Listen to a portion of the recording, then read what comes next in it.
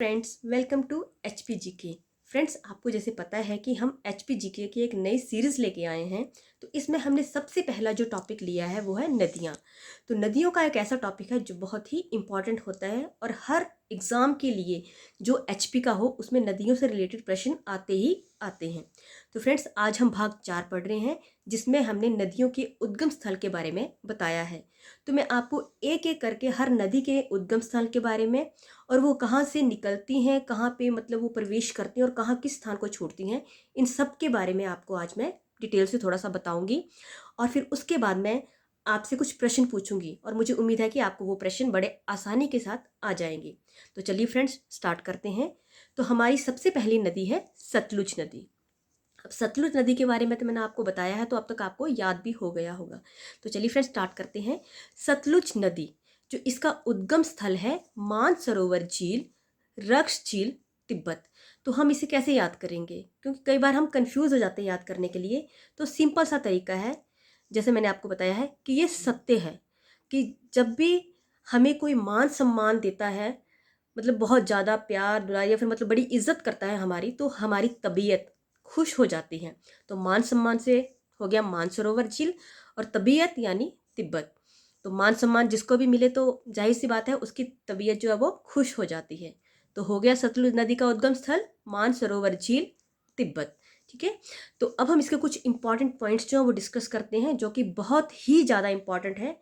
तो चलिए, हमारा सबसे पहला पॉइंट है कि सतलुज नदी हिमाचल में किन्नौर के शिपकी दर्रे से प्रवेश करती है। अब आपने ये देखना है कि कहाँ से वो किस दर्रे से प्रवेश करती है हिमाचल में। तो बहुत ही इजी है ये याद करना कि फ्रेंड्स, जब हमको कोई पकाता है, बहुत ही ज़्यादा पकाता है यानी बहुत बोलता है, तो हम उससे क्या करते हैं, किनारा कर लेते हैं। ठीक है। तो हम उससे किनारा कर लेते हैं, तो हमारा बन गया यही कि जब भी कोई पकाता है, पकाने से बन गया शिपकी दर्रा, और किनारा यानी किन्नौर।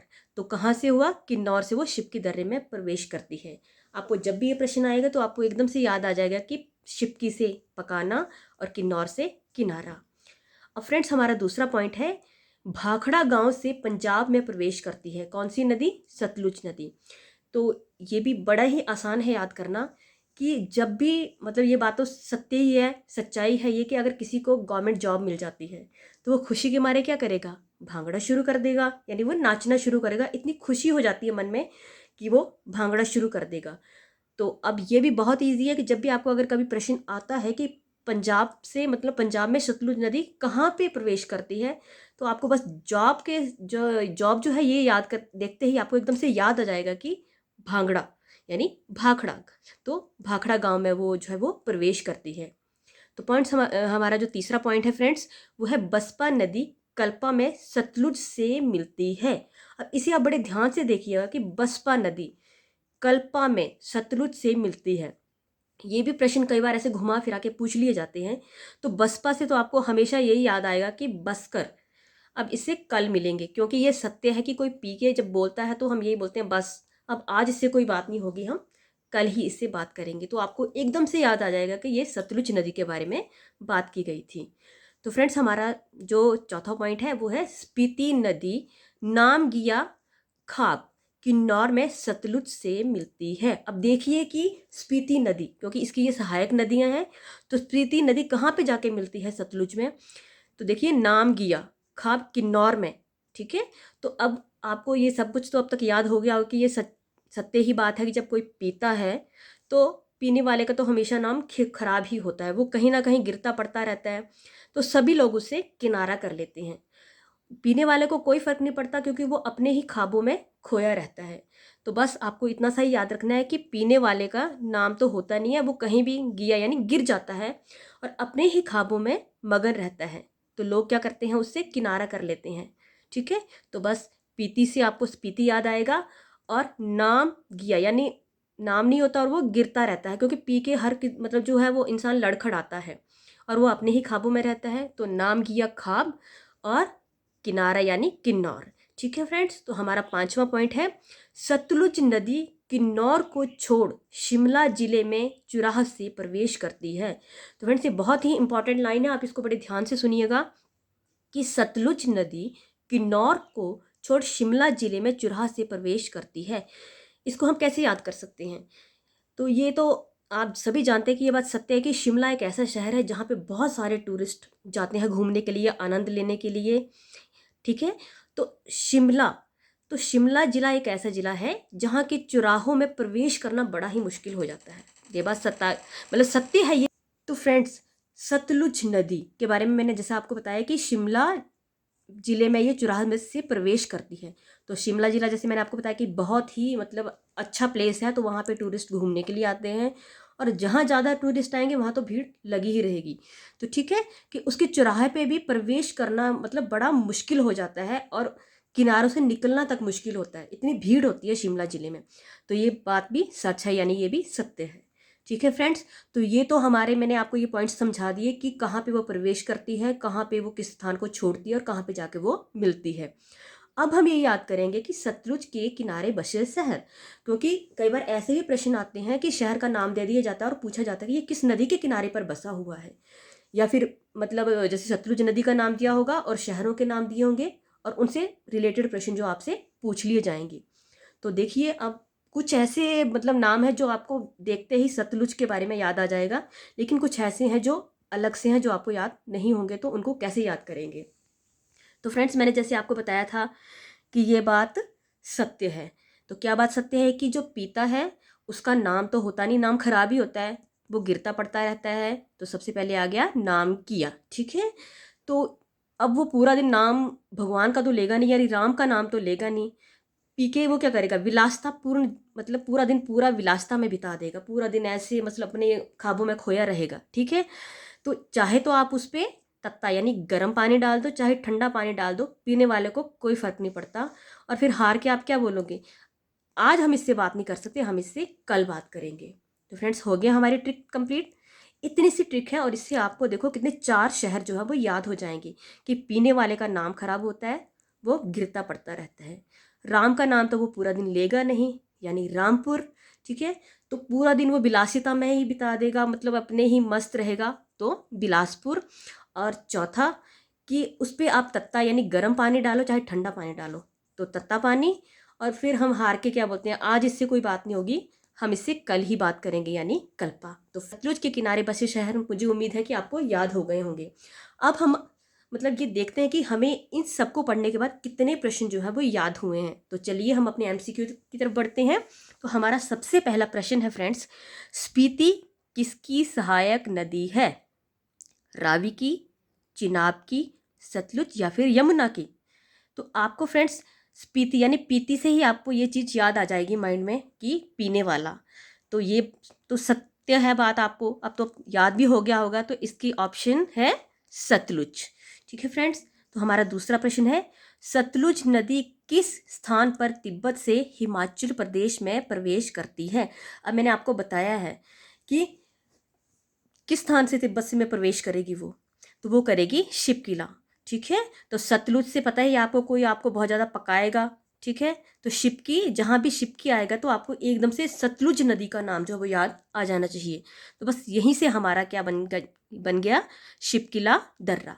ठीक है फ्रेंड्स, तो हमारा तीसरा प्रश्न है, सतलुज नदी पंजाब के किस स्थान में प्रवेश करती है?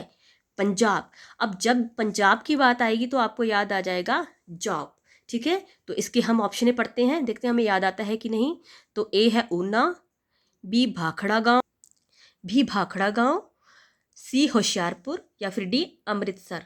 तो फ्रेंड्स, जॉब के नाम से ही हम जब हमारी कहीं नौकरी लगती है तो हम क्या करते हैं? भांगड़ा शुरू कर देते हैं, और भांगड़ा से बना हमारा भाखड़ा। तो बी आंसर यानी भाखड़ा गांव। अब प्रश्न हमारा 4 है, कौन सी नदी का उद्गम स्थल हिमाचल प्रदेश नहीं है? फ्रेंड्स, ये क्वेश्चन बहुत बार आया और बहुत ही इंपॉर्टेंट है, इसे बहुत बार घुमा फिरा के भी पूछा जाता है। तो आपको ये पता होना चाहिए कि कौन सी नदी ऐसी है जो हिमाचल से मतलब नहीं निकलती है। तो देखिए ऑप्शन में, रावी, चिनाब, सतलुज या फिर ब्यास। तो अब इन सब का आपने देखना कि कौन सी नदी है। तो फ्रेंड्स, एक सतलुज नदी ही ऐसी है जो हिमाचल से मतलब हिमाचल प्रदेश से उद्गमित नहीं होती है, क्योंकि ये होती है मानसरोवर तिब्बत, और तिब्बत जो है वो हिमाचल प्रदेश में नहीं है। ठीक है। तो अब हमारा 5वां प्रश्न है, बसपा नदी कहाँ पर सतलुज से मिलती है? बसपा नदी। तो अब आपको इसका आंसर याद आ रहा होगा शायद, क्योंकि जैसे मैंने आपको बताया है कि बसपा, बसपा के नाम से ही हमें सतलुज का नाम याद आता है कि बसकर। यार अब इससे क्या करेंगे हम, याद आया होगा आपको कि बस कर, अब हम आज इससे बात नहीं कर सकते, कल करेंगे।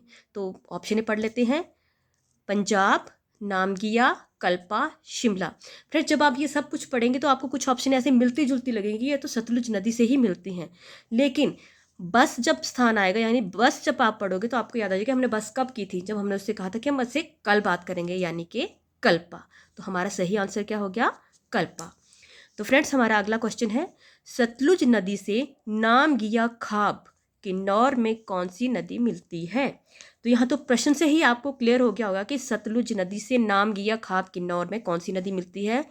तो ये तो सत्य है कि जो पीता है उसका क्या होता है, नाम तो होगा नहीं, खराब ही होगा नाम, वो गिरता पड़ता रहता है, अपने खाबों में रहता है, और हम क्या करते हैं, उससे किनारा कर लेते हैं। तो फ्रेंड्स आपको याद आ गया होगा। चलो ऑप्शन पढ़ते हैं, स्पीति, बसपा, सीर या फिर टॉन्स। फ्रेंड्स ये सारी जो है तो सतलुज नदी की ही सहायक नदियाँ, लेकिन आपको ये पता है कि कौन कैसे गिरता पड़ता रहता है, तो वो है पीकर यानी स्पीति। ठीक है, तो इसका आंसर हुआ स्पीति। हमारा अगला प्रश्न है, सतलुज नदी किन्नौर को छोड़कर किस जिले में प्रवेश करती है। किन्नौर को छोड़कर तो कौन से जिले में प्रवेश करेगी वो फ्रेंड्स, तो वो करेगी, देखिए, हमीरपुर, चंबा, शिमला या फिर कांगड़ा। तो आपको मैंने बताया है कि ये सत्य है कि एक ऐसा शहर है, मतलब इन सब में एक ऐसा शहर है जहाँ पे बहुत सारे टूरिस्ट आते हैं घूमने के लिए। तो आपको याद आ गया होगा। तो फ्रेंड्स इसकी ऑप्शनें तो पढ़ ली हमने, हमीरपुर, चंबा, शिमला, कांगड़ा। तो इसका सही आंसर है शिमला, क्योंकि शिमला ऐसा शहर है जहाँ पे बहुत सारे टूरिस्ट आते हैं और उसके चौराहे से, किनारे से निकलना भी मुश्किल हो जाता है। ठीक है फ्रेंड्स, तो हमारा अगला प्रश्न है, सतलुज नदी के किनारे कौन से शहर बसे हैं। कई बार प्रश्न ऐसे भी आते हैं तो हम कंफ्यूज हो जाते हैं मिलती जुलती ऑप्शनों को देखकर। तो चलिए हम पहले इसके ऑप्शनें पढ़ते हैं, फिर देखते हैं। नंबर मतलब 1 पे है चंबा, शिमला, बिलासपुर, फिर है रामपुर, कल्पा, बिलासपुर, फिर है रामपुर, नामगिया, कुल्लू, सी चंबा, कुल्लू, कल्पा। चलिए फ्रेंड्स हम देखते हैं इसमें कौन सी ऑप्शन हमारी सही होगी। तो इसमें ऑप्शन तो मिलती जुलती हैं, लेकिन अब हम देखेंगे कि कौन सी ऑप्शन ऐसी है जो तीनों ही सतलुज नदी से हमारी मिलती हैं। तो चलिए हम देखते हैं, इसमें शिमला, बिलासपुर तो है, लेकिन चंबा नहीं है। ठीक है, चंबा हमारी ऑप्शन में नहीं है, तो इसका मतलब ये ए ऑप्शन हमारी कट गई। तो चलिए हम पढ़ते हैं अब बी ऑप्शन पे, रामपुर, कल्पा, बिलासपुर। ठीक है, तो रामपुर भी है, क्योंकि से सत्य है कि अगर कोई पिएगा तो पूरा दिन राम का नाम तो लेगा नहीं, वो अपने ही विलासितापूर्ण जीवन में खोया रहेगा। ठीक है, अपने ही आनंद में रहेगा, और फिर हार के तो हम यही कहेंगे कि आज इससे बात करने का कोई फ़ायदा नहीं, हम कल कर लेंगे। ठीक है, तो मुझे तो बी ऑप्शन लग रहा है, पर चलो हम आगे की ऑप्शन भी पढ़ लेते हैं। नंबर सी है रामपुर, नामगिया, कुल्लू। तो फ्रेंड्स इसमें दो ऑप्शन तो हमें लग रही हैं कि रामपुर, नामगिया। ठीक है, राम का नाम नहीं लेगा, गिरता पड़ता रहेगा, लेकिन कुल्लू नहीं है।